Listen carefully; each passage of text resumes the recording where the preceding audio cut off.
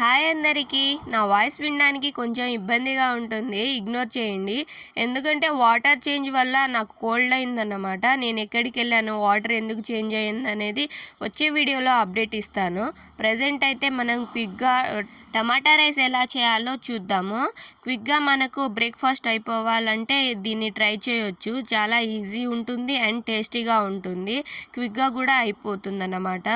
And journey చేసేటప్పుడు కూడా ఈజీగా చేసుకొని తీసుకెళ్ళిపోవచ్చు.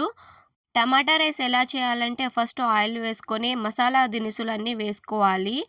బిర్యానీ ఆకును యాడ్ చేసుకోవాలి. పచ్చిమిర్చి, ఉల్లిగడ్డ వేసి ఫ్రై అవ్వనివ్వాలి. తర్వాత టమాటాలు వేసుకోవాలి.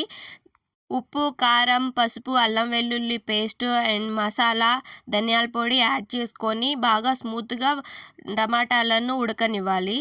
తర్వాత రైస్ యాడ్ చేసుకొని 2 మినిట్స్ కలపాలి. ఒక గ్లాస్ రైస్‌కి 2 గ్లాసుల వాటర్ ఏసుకొని ఉడకనివ్వాలి. అంతే.